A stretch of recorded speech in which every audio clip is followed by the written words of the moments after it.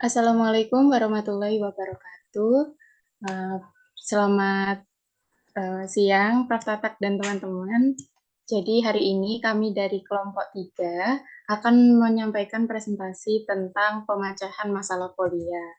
Sebelum memasuki materi, terlebih dahulu saya akan perkenalkan anggota kelompok 3, yakni ada Taskia Aulia Putri dengan 3 NIM terakhir 005, ada Maida dengan 3 NIM terakhir 024, dan ada saya Nurul Fadila dengan 3 NIM terakhir 062.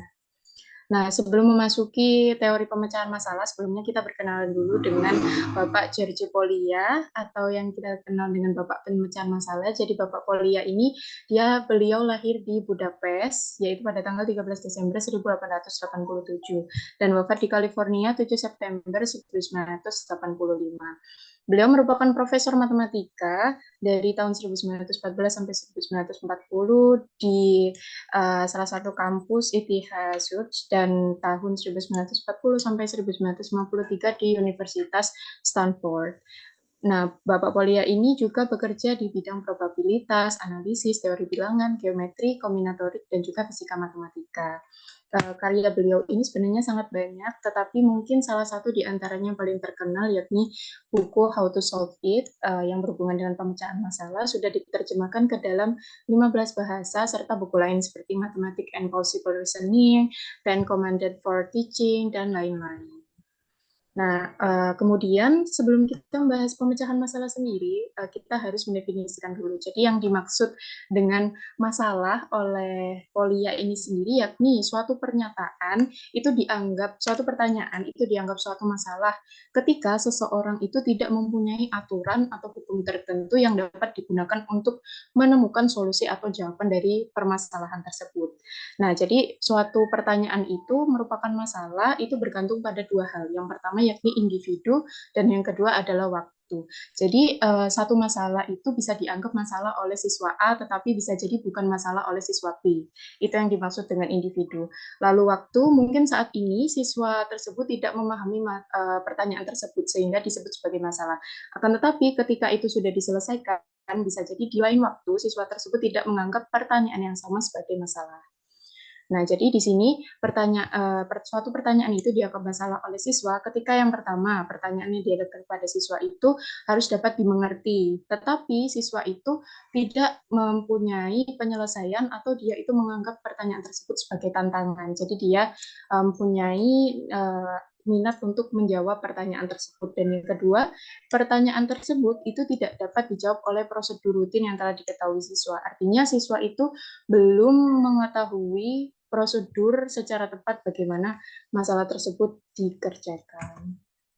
Nah, selanjutnya dari masalah tersebut maka ada kata-kata pemecahan masalah. Nah, di sini Polia sendiri mengartikan pemecahan masalah adalah suatu usaha untuk mencari jalan keluar dari suatu kesulitan untuk mencapai suatu tujuan yang mungkin segera untuk dicapai.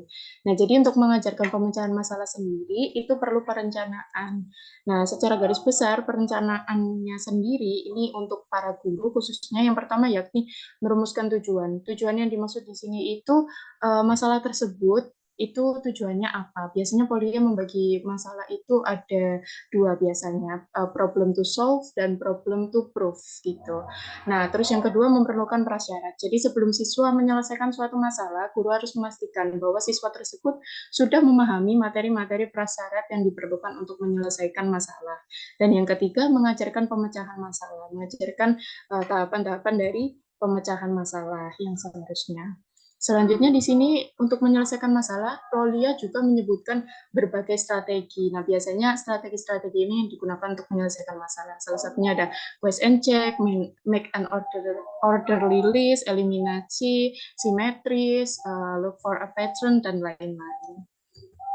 Selanjutnya yakni tahap-tahap pemecahan masalah. Iya, selanjutnya mengenai tahapan pemecahan masalah dari Polya. Seperti yang dijelaskan tadi, Polya itu mengartikan bahwa pemecahan masalah itu sebagai suatu usaha untuk mencari jalan keluar dari satu kesulitan guna mencapai suatu tujuan yang tidak begitu mudah untuk segera dicapai.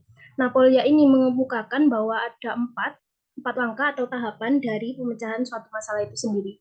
Yang pertama adalah memahami masalah, kemudian membuat rencana penyelesaian, kemudian melaksanakan rencana penyelesaian, dan yang terakhir adalah memeriksa kembali.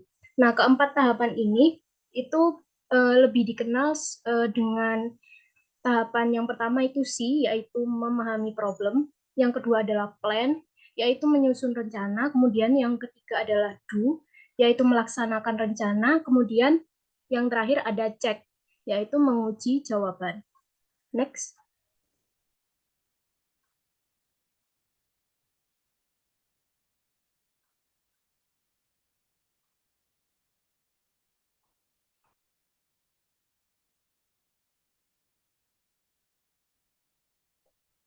Nah, pada tahap yang pertama ada memahami masalah. Nah, di sini kegiatan pemecahan masalah itu dapat diisi dengan pengarahan guru untuk menuntun siswa menetapkan apa yang diketahui dan apa yang menjadi pertanyaan dari masalah tersebut.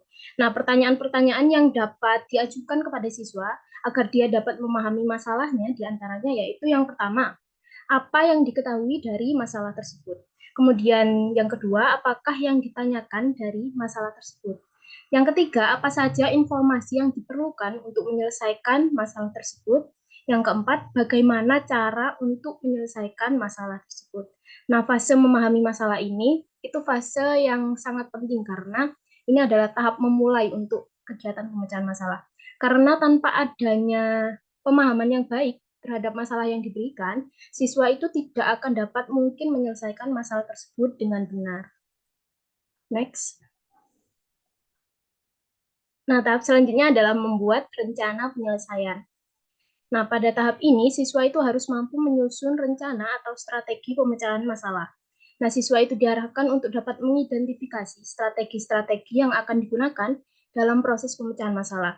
Nah, dalam mengidentifikasi strategi ini, hal yang penting diperhatikan adalah apakah strategi itu berkaitan dengan permasalahan yang akan dipecahkan atau tidak.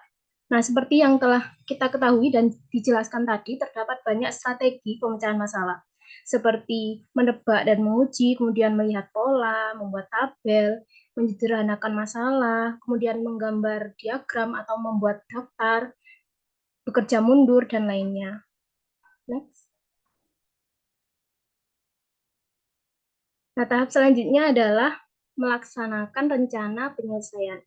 Nah, pada tahap ini, siswa itu melaksanakan penyelesaian dari masalah sesuai dengan strategi pemecahan masalah yang telah direncanakan tadi dan disusun hingga memperoleh solusi dari masalah tersebut.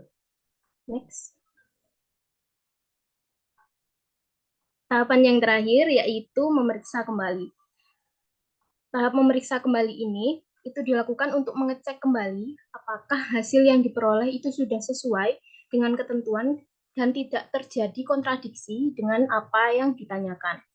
Nah, ada 4 langkah yang dapat dijadikan pedoman dalam tahap ini, yaitu yang pertama adalah mencocokkan hasil yang diperoleh dengan hal yang ditanyakan. Kemudian yang kedua, menginterpretasikan jawaban yang diperoleh. Yang ketiga, mengidentifikasi adakah cara lain untuk mendapatkan penyelesaian masalah. Kemudian yang terakhir ada mengidentifikasi adakah jawaban atau hasil lain yang memenuhi juga. Next.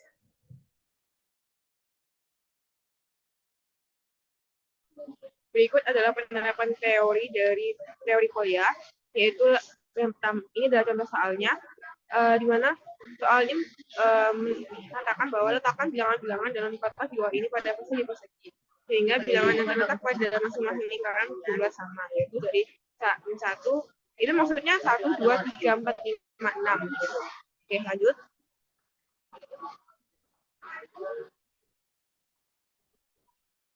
Nah, dikasih masalah, siswa itu menuliskan diketahui, ditanya, dan diketahui, siswa menuliskan meletakkan bilangan-bilangan itu dari 1 hingga 6. Kemudian pada tahap rencana pemecahan masalah, lakukan percobaan mengambil untuk satu bilangan, diketahui, kemudian dijumlahkan yang terletak. Jadi siswa dengan memasukkan satu persatu bilangan, kemudian dijumlahkan hingga memiliki nilai yang sama. Kemudian melaksanakan rencana. Nah, setelah itu, setelah dia merencanakan, maka siswa itu akan melakukan rencana itu dengan memasukkan angka satu persatu untuk diuji coba. Kemudian lanjut. Nah, dan terakhir itu lihatlah kembali dengan meriksa setelah memasukkan tadi sehingga yakinlah peserta didik. Jadi siswa itu setelah melakukan uji coba, dia tuh akan memeriksa kembali apakah penjumlahan dari setiap lingkaran itu akan sama. Jadi kalau misalkan dia tidak sama, maka siswa itu akan mengulangi tahap sebelumnya, yaitu kembali melakukan uji coba lagi sampai menghasilkan nilai yang sama di setiap lingkarannya. Gitu. Lalu lanjut.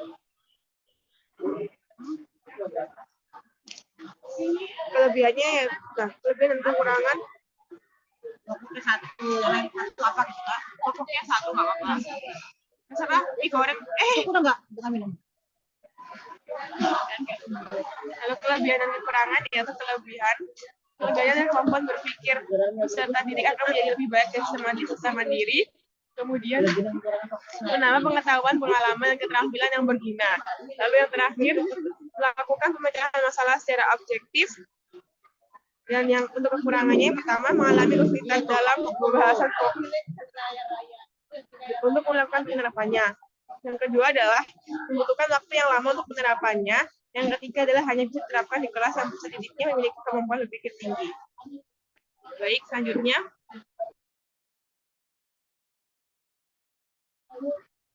Berikut adalah daftar pustaka dari PPT ini.